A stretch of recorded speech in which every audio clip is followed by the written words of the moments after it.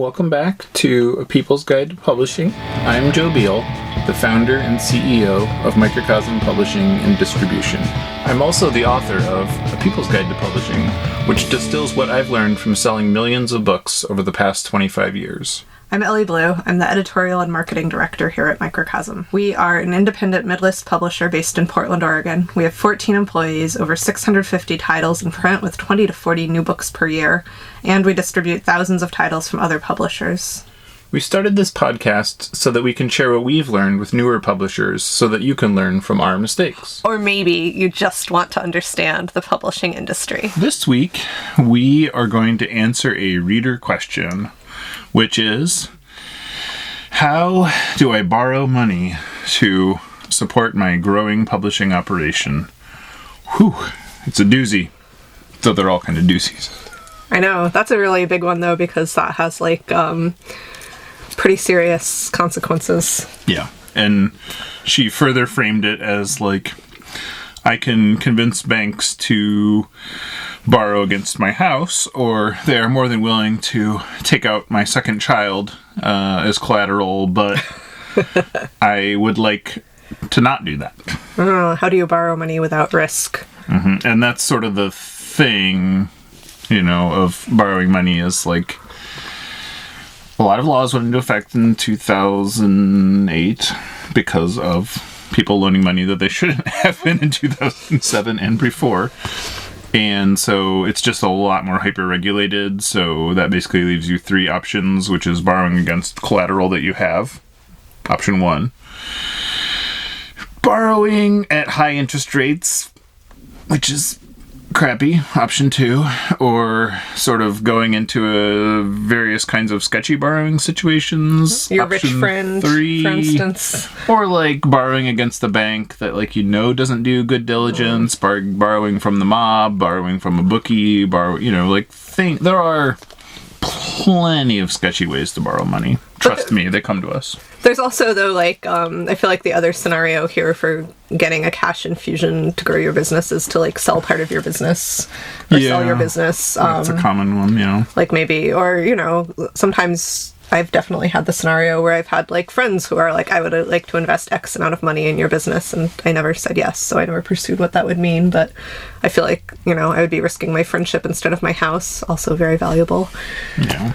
And it's kind of at the end of the day, when you go into one of those kind of agreements, you have sort of two sets of problems, unmet expectations, which is normally the most common one, and or you get in a situation where you can be leveraged out. I just feel the most important question here is, what are you borrowing money for? Yeah, and that's ultimately where I was going to go with this, too. Thank you, Ellie. That's why we're a team. Mm-hmm. Because there's often this thing where you can suddenly see how big your company could be, and then borrowing money seems like the path to that.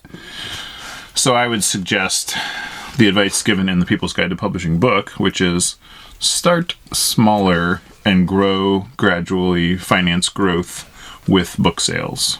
Right, and that way you always know that your money is coming from somewhere sustainable. Yeah, and you're not... because it's not just a matter of paying interest. Paying interest is fine and healthy if you're getting more out of it than you're putting into it.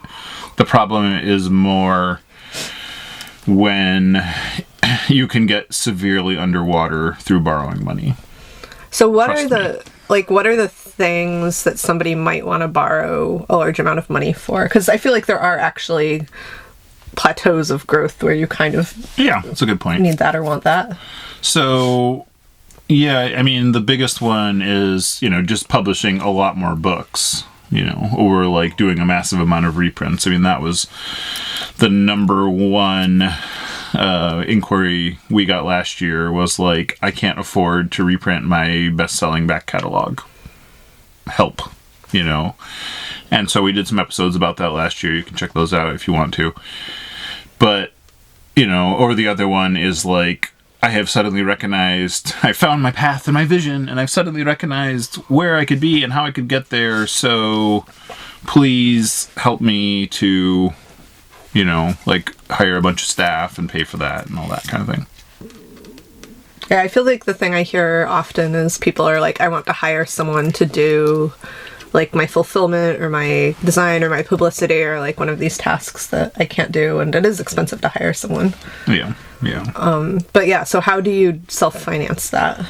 So you get to the point where your monthly book sales are consistent and reliable enough that those pay for the bottom line of running your company. So ideally your backlist, rather than, because it's like, it's just a very unreliable shell game to pay for your publishing through new titles, because they're returnable. There's no guarantee that the one you do next month is going to sell. There's no guarantee that if it does, they're not all going to be returned, etc. So you really want to rely on the one piece of reliable data in publishing, which is your back catalog. What have we done in the past when we needed to like suddenly raise a bunch of money for something? I mean, we have a line of credit, but that's against the collateral, against the building, against our business. Yeah. So yeah. And we've done that where when we've needed like in excess of the amount of money we make each month. We have, variously borrowed money privately. We've variously, had like, we've gone and had like sort of plea sales where we go to a large customer and we said, you expressed interest in buying 10,000 copies of this book some time ago. Maybe now? Definitely. And I'll tell you, that one works. It doesn't work reliably, but it can, if you hold out for when you need it, it can really come through. There were the days when, like, it wasn't a sure thing that we could pay the credit ward off every month, and those were definitely days when I would be like, well, I'll be spending my entire week doing, like, a newsletter and sending out a coupon and, like, offering a special time-limited warehouse sale and doing a subscription drive and writing to everybody I know being like, would your institution like to make a purchase of this book for this event? And, and the fascinating thing is...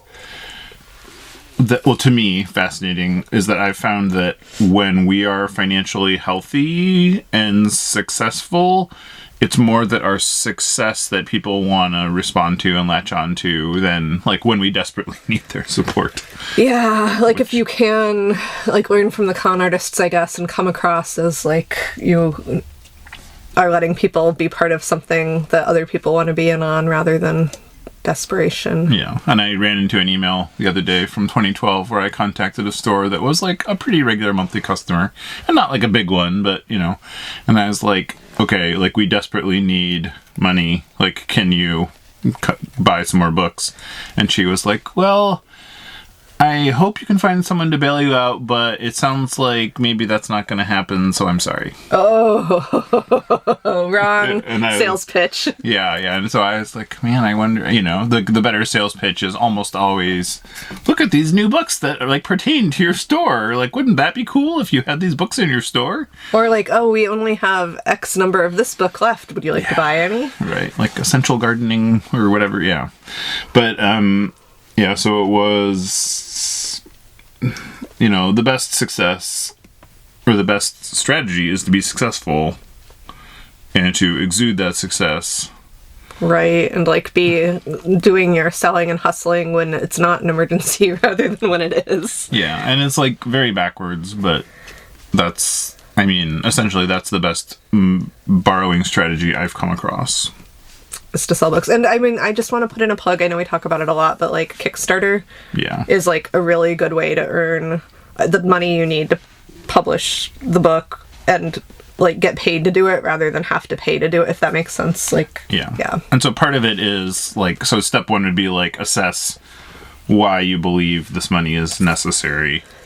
Step two is to like take a hard look at what it is necessary for, and if you can cut back and start smaller. And then step three is to finance through the most riskless way possible, ideally Kickstarter, though possibly Like when we expanded our warehouse, we did it through Kickstarter, for example.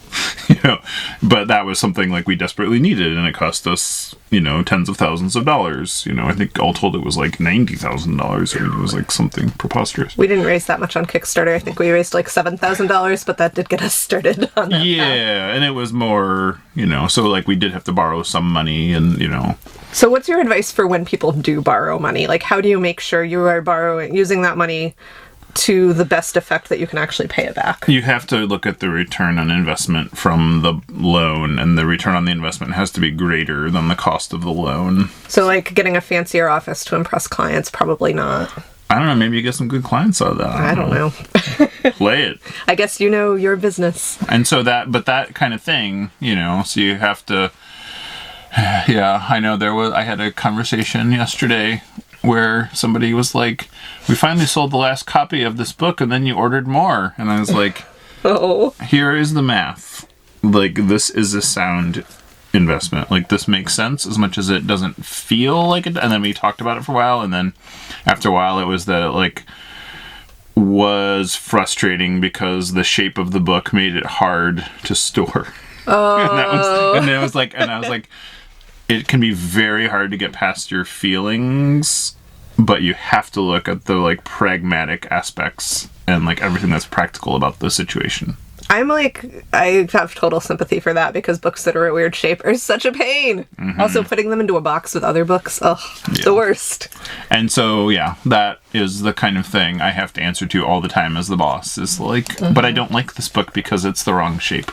Right.